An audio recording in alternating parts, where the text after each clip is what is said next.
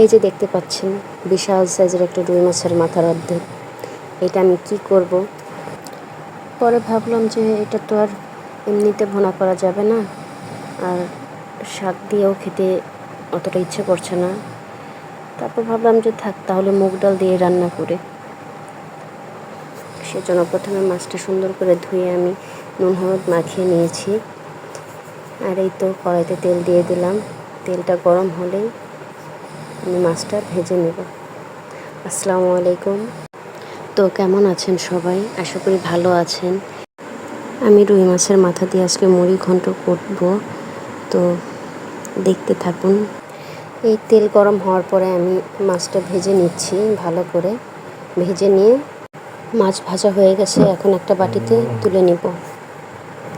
এই তেলের মধ্যে আমি গরম মশলার ফোড়ন দিয়ে পেঁয়াজ আর কাঁচামরিচ দিয়ে ভালো করে নেড়ে চেড়ে লালচে করে ভেজে নিচ্ছি। আর এই যে দেখুন, আমার বাচ্চার সাথে আমি একটু দুষ্টুমি করতেছিলাম, ফাইরোজের সাথে, আমার ছেলে। তো ওকে এভাবে রেখে আমাকে রান্না করতে হয়। ওর সাথে একটু দুষ্টুমি করতেছিলাম, এটা হাসতেছিল। যাই হোক,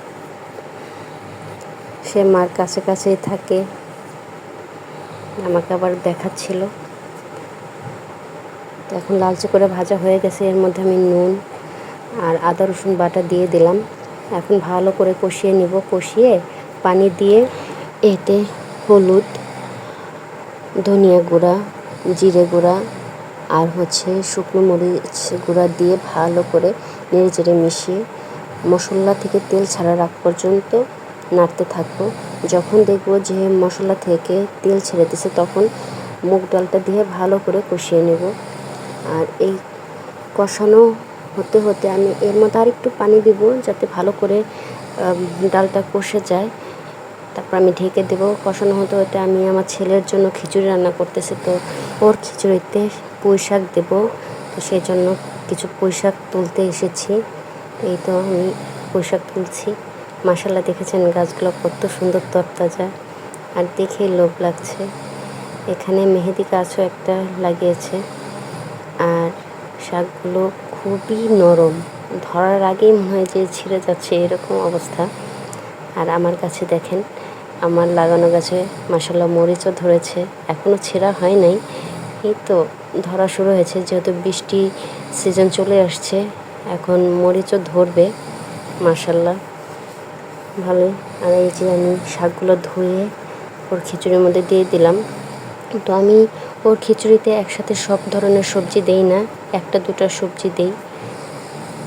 আর এই তো আমার ডাল কষানো হয়ে গেছে। এখন এর মধ্যে ওই ভেজে রাখা মাছের মাথাটা আমি দিয়ে আবার একটু কষিয়ে নেব ভালো করে। এখন এতে হালকা আর একটু পানি দেব, পানি দিয়ে নেড়ে চেড়ে ঢেকে দেব। তো পানি দেওয়ার এইটা আমি দেখাইতে পারিনি, আমার মনে ছিল না।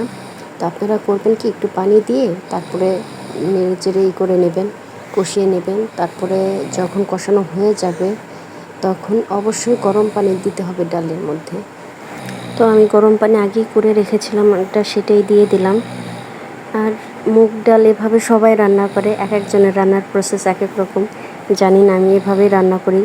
আপনারা কে কীভাবে রান্না করেন? তো আমি যখন রান্না করি, রান্নার শেষে অবশ্যই একটু ভাজা জিরে গুঁড়া দিয়ে, আমার কাছে এটার স্মেলটা এত ভালো লাগে।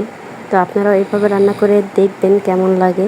এখন ডালটা পাতলা দেখাচ্ছে, কিন্তু যখন ঠান্ডা হবে তখন মিডিয়াম ঘন হয়ে যাবে। ভিডিও ভালো লাগলে লাইক, কমেন্ট এবং শেয়ার করবেন। আবার দেখা হবে নতুন ভিডিও নিয়ে। আল্লাহ হাফেজ।